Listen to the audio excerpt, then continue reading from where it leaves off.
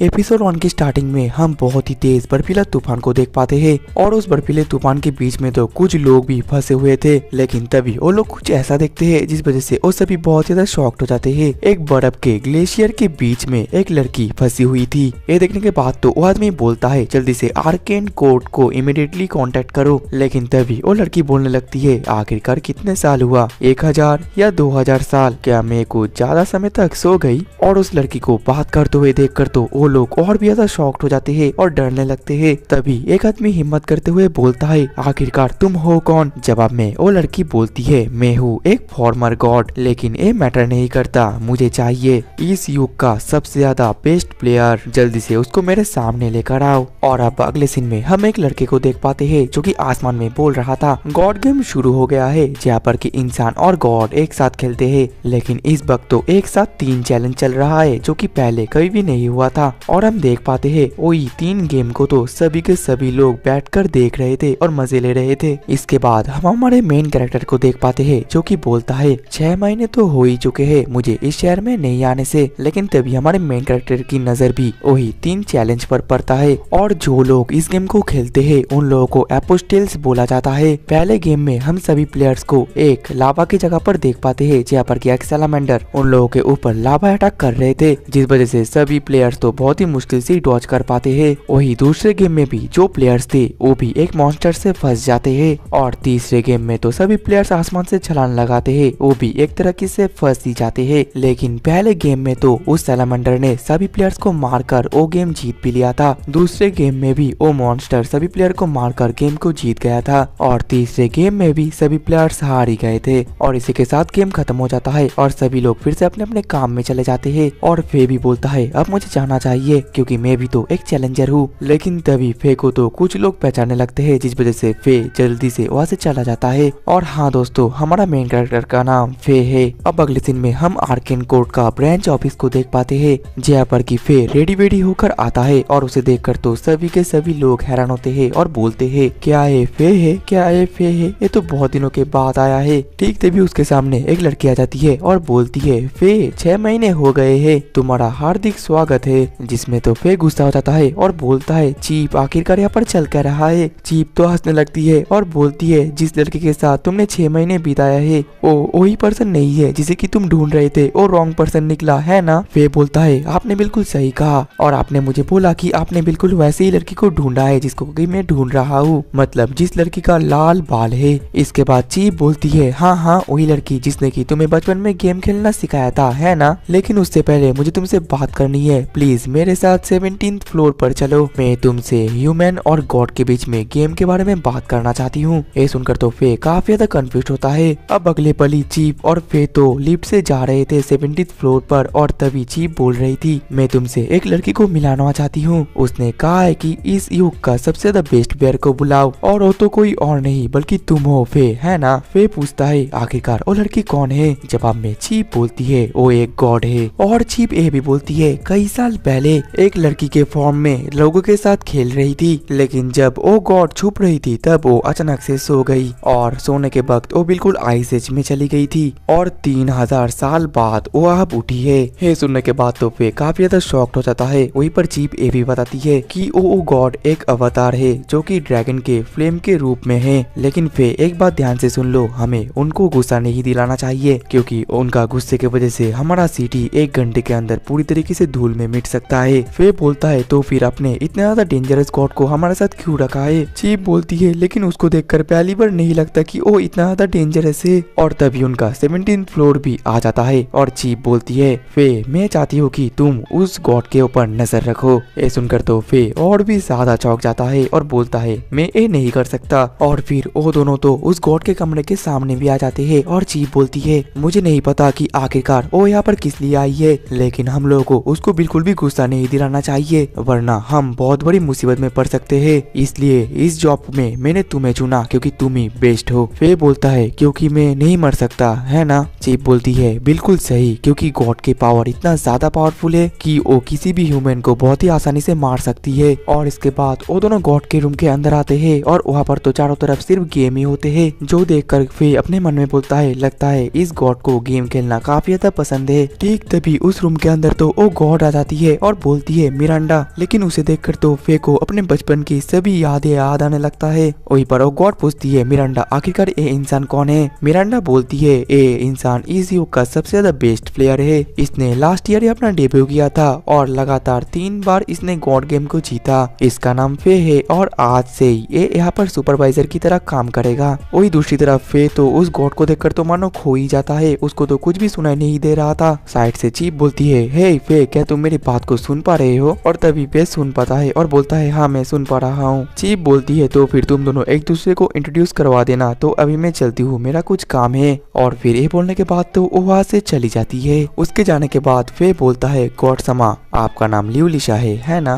लेकिन तभी लियोलिशा तो बिल्कुल फे के सामने आ जाती है और बोलती है चलो शुरू करते हैं, अभी हम एक गेम खेलने वाले हैं। फे बोलता है लेकिन उससे पहले क्या हम दोनों एक दूसरे को इंट्रोड्यूस करवा दे। लियोलिशा बोलती है इसकी कोई जरूरत नहीं है, हम एक गेम के अंदर भी एक दूसरे को इंट्रोड्यूस कर सकते हैं। अब अगले ही पल ही लियोलिशा तो कार्ड को सजाने लग जाती है और वहीं पर फे तो काफी ज्यादा कंफ्यूज होता है। और तभी वो नोटिस करता है कि ये कार्ड तो कोई भी नॉर्मल कार्ड नहीं है, बल्कि इन कार्ड के ऊपर name, age, home town, hobbies etcetera लिखा होता है। लियोलिशा बोलती है ए मैं जब बोर होती हूँ तब खेलती हूँ। इसका मैंने नाम दिया है सेल्फ इंट्रो मेमोरी, और इस गेम का रूल भी नॉर्मल मेमोरी गेम के रूल के जैसा ही होगा, सिर्फ तुम इस गेम में नंबर की जगह वर्ड्स को मिलाओगे, जैसे कि होम टाउन। अगर तुमने दोनों कार्ड मिलवा दिया तब मैं उस सवाल का जवाब दूंगी, और अगर तुम नहीं कर पाए तो मैं उस सवाल का जवाब नहीं दूंगी। फे बोलता है हाँ मैं समझ गया। जिसके बाद तो लियोलिशा सभी कार्ड्स को इकट्ठा करके शफल करने लगती है, लेकिन तभी फे बीच में रोकता है और बोलता है रुको जरा, क्या तुम उन कार्ड को फिर से सफल कर सकती हो, क्योंकि जब तुम उन कार्ड को इकट्ठा कर रही थी तब वो सभी कार्ड्स एक के बाद एक आए थे, जिस वजह से तुम उसको दोबारा सफल करो। ये सुनकर तो लियोलिशा काफी ज्यादा शॉक्ड होती है और बोलती है मतलब कि तुमने एक बार देखकर ही सभी कार्ड्स के जगह को याद कर लिया।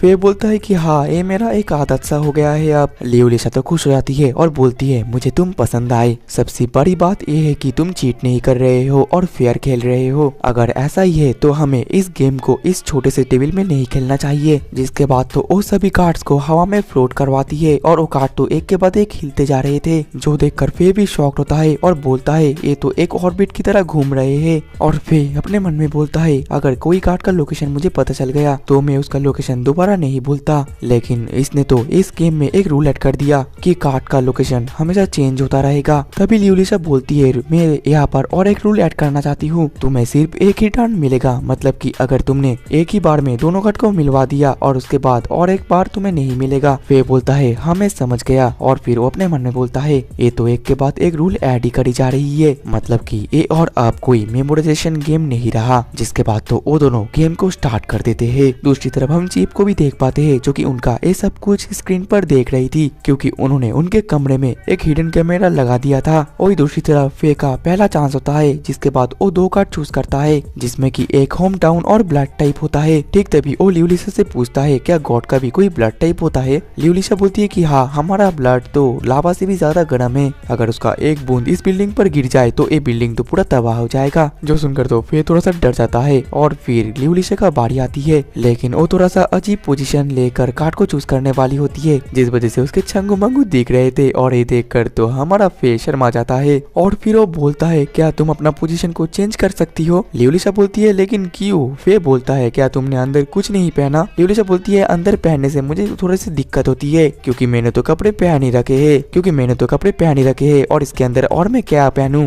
फे बोलता है लेकिन तुम्हारे वजह से मैं गेम में कंसंट्रेट नहीं कर पा रहा हूँ। जिसके बाद तो लियोलिशा दूसरी पोजीशन लेकर 2 कार्ड को चूज करती है, जिसमें होता है एक होम टाउन और दूसरा नाम। और लियोलिशा बोलती है दोनों होम टाउन का कार्ड तो अब हमें पता चली गया है, तो तुम्हें तो अब बता ही पाओगे। वहीं पर फे तो उन दोनों कार्ड को बहुत ही आसानी से बता देता है, जो कि होता है होम टाउन। ये देखकर लियोलिशा काफी ज्यादा इम्प्रेस्ड होती है और बोलती है तो फिर अब मुझे इसका जवाब देना पड़ेगा। असल में मैं एलिमेंट से आती हूँ। एलिमेंट्स एक ऐसा जगह जो कि गॉड्स का प्लेग्राउंड जैसा है, और इंसान इन जगहों को सुपीरियर स्पिरिचुअल रियलम बोलते हैं। और जहाँ पर वो गॉड रहते हैं वहाँ पर एक स्पेशल दरवाजा भी होता है, सिर्फ वही दरवाजे की मदद से इंसान उसके अंदर जा सकते हैं। वही दूसरी तरफ चीफ तो ये सब कुछ देख रहे थे, और फिर चीफ हमें बताते हैं गॉड पहले तो बोर रहे थे, जिस वजह से उन लोगों ने ह्यूमन को एराइज किया। और इन गॉड्स गेम का 7 रूल भी होता है, और जो लोग गॉड से एराइज होते हैं उन लोगों को एपोस्टल कहा जाता है, और जो लोग एपोस्टल बनते हैं वो लोग गॉड्स को भी चैलेंज कर सकते हैं। और एपोस्टल्स के पास तो को सुपर ह्यूमन मैजिकल पावर्स भी होते हैं जो कि गॉड्स के साथ बैटल के वक्त वो यूज कर पाएंगे। और सभी गॉड्स गेम तो एलिमेंट्स के अंदर ही खेला जाता है और इस गॉड गेम में जीतने पर एपोस्टल्स को रिवॉर्ड के तौर पर उन लोगों को मिलता है सुपर पावर्स जो कि वो लोग रियल वर्ल्ड में भी यूज कर पाएंगे। जितना ज्यादा वो इन गेम में जीतेंगे उतना ही ज्यादा वो लोग सुपर पावर भी रियल वर्ल्ड में यूज कर पाएंगे। और रूल नंबर 6 में अगर कोई प्लेयर हारता है और वो ऐसे लगातार 3 बार हार जाता है तो उसके बाद से वो और एपोस्टल नहीं कहलाता, उससे वो राइट छीन लिया जाता है। और आखिरी रूल नंबर 7 में अगर एपोस्टल गॉड्स गेम में गॉड से लगातार 10 बार जीतते हैं तो उन लोगों को एक सेलिब्रेशन दिया जाता है। और अभी तक एक भी कोई एपोस्टल 10 बार नहीं जीत पाया, लेकिन शायद फे एक कर सकता है। इसके कुछ देर बाद हमें दिखाया जाता है फे ने तो बहुत सारे कार्ड्स चुन लिए थे और वो अपने मन में बोल रहा था मैंने तो इनफ इंफॉर्मेशन इससे ले लिया, लेकिन आखिरकार उसके यहाँ पर आने का मतलब क्या है, मुझे ये भी उससे पूछना है। दूसरी तरफ लियोलिसा बोलती है अब मेरी बारी, जिसके बाद वो और 2 कार्ड्स चूज करती है और दोनों कार्ड ही तो ब्लैंक होते हैं जो देखकर फे थोड़ा सा चौंक जाता है और बोलता है ये दोनों कार्ड ही ब्लैंक है, मतलब कि तुम अब जो चाहो मुझसे वो सवाल कर सकती हो। और नॉर्मल डेक कार्ड में तो ब्लैंक कार्ड के बजाय जोकर कार्ड होता है। वहीं पर लियोलिसा बोलती है मैं कब से एक कार्ड चाहती थी, लेकिन अचानक से तो वो बहुत ही ज्यादा गुस्से में आ जाती है और बोलती है मेरा सवाल ये है कि इंसान आखिरकार तुम मेरे साथ क्लोज क्यों होना चाहते हो, मुझे बिल्कुल ऑनेस्टली आंसर करना, और अगर तुमने झूठ बोला तो फिर तुम्हारा खैर नहीं। ये देखकर तो फे बहुत ही ज्यादा घबराने लगता है और बोलता है ये कोई फॉर्मर गॉड तो नहीं है। इसके बाद फे बताने लगता है हम दोनों का ही सेम मोटिव है, भले ही हम लोग इस गेम को कैजुअली खेल रहे हो लेकिन हम दोनों ही मेन कार्ड को एम कर रहे थे। और फिर वो हंसकर बोलता है ऑब्वियसली तुम तो एक गॉड हो, तुम तो मेरे से वो पहले कार्ड ढूंढ ही लोगी और तुमने तो चीफ मिरांडा का मोटिव के बारे में थोड़ा बहुत अंदाज लगा भी लिया होगा। ठीक है मैं तुम्हारे सवाल का ऑनेस्टली जवाब दूंगा। असल में चीफ मिरांडा चाहते हैं कि मैं तुम्हारे ऊपर नजर रखूं और जानकारी इकट्ठा करूं। दूसरी तरफ चीफ ये देखकर तो काफी ज्यादा घबरा जाते हैं और बोलते हैं रुको जरा, ऐसा मत करो वरना वो गुस्सा हो जाएगी। लेकिन ये सुनने के बाद तो लियोलिसा एकदम शांत होती है और बोलती है मैंने ये पहले ही अंदाज कर लिया था, मैं खुश हूँ कि तुमने मुझे ऑनेस्टली आंसर दिया, तुम एक अच्छे इंसान हो और मैंने तो तुमको पहले ही बोल दिया था कि मुझे तुम पसंद हो। और अब से मैं तुम्हें फे बोलूंगी और तुम भी मुझे लिसा बोल सकते हो। और ऐसे गेम में बिल्कुल भी मजा नहीं आएगा जिस गेम में हम दोनों का डिस्टेंस ज्यादा हो। फे बोलता है क्या तुम सच बोल रही हो, क्या तुम्हारे मेरे साथ इतना ज्यादा फ्रेंडली होना अच्छा भी होगा। लिसा बोलती है तुम इतना ज्यादा चिंता मत करो, ये बिल्कुल सही रहेगा क्योंकि तुम्हारे अंदर गेम का पोटेंशियल है, क्योंकि शुरुआत से ही तुम मेरे साथ गेम नहीं खेल रहे थे और ना ही तुम इस गेम को जीतना चाहते थे, बल्कि तुम तो मेरे से इंफॉर्मेशन लेना चाहते थे और तुमने सिर्फ वही कार्ड को चूज किया जैसे कि होम टाउन, ब्लड टाइप, नाम, हॉबीज और भी बहुत सारे कुछ। फे बोलता है वैसे भी इस गेम का असली नेचर तो ये है कि तुम जानते हो कि कार्ड कहाँ पर है फिर भी तुम वो कार्ड नहीं लोगे,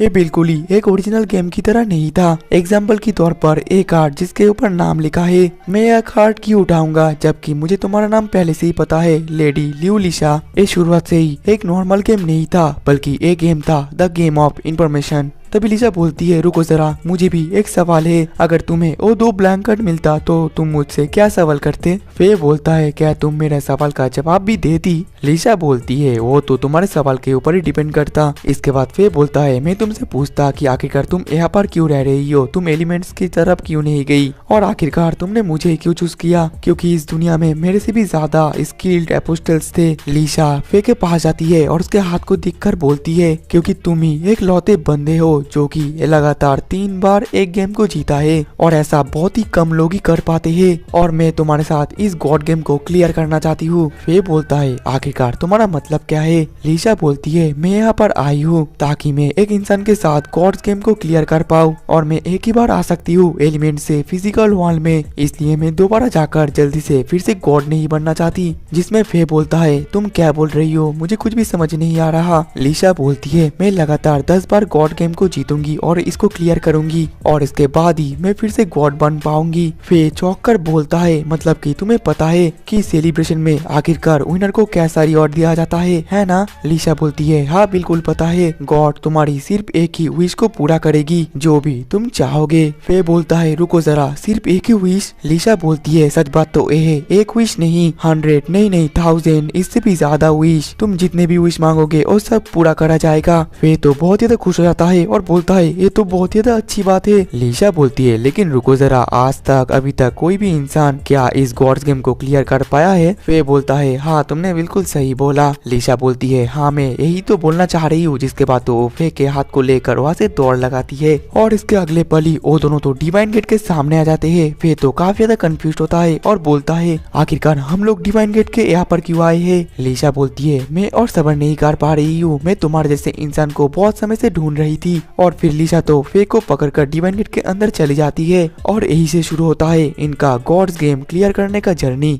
और इसके अगले पल ही वो दोनों डिवाइन गेट के अंदर आ जाते हैं, लेकिन तभी तो वहाँ पर अचानक से एक बहुत ही बड़ा मॉन्स्टर भी आ जाता है और बीच में एक छोटा सा इंस्ट्रक्टर आकर सभी प्लेयर्स को बोलता है तो फिर तुम लोगों का छुपने का समय शुरू होता है और ये छुपन छुपाई का गेम भी शुरू होता है। लेकिन उससे पहले ही तो वो मॉन्स्टर तो उन लोगों के ऊपर अटैक कर देता है और इसी के साथ ही हमारा the gods game we play का एपिसोड 1 खत्म हो जाता है। तो दोस्तों वीडियो को बंद करने से पहले आप लोगों को ये एनीमे कैसा लगा कमेंट करके जरूर बताना, और अगर आप लोग चाहते हो कि मैं इस एनीमे को कंटिन्यू करूँ तो कमेंट में नेक्स्ट एपिसोड लिख देना और वीडियो को तो लाइक कर ही देना। तो मिलते हैं नेक्स्ट कोई एपिसोड में, तब तक के लिए टाटा बाय बाय सायोनारा।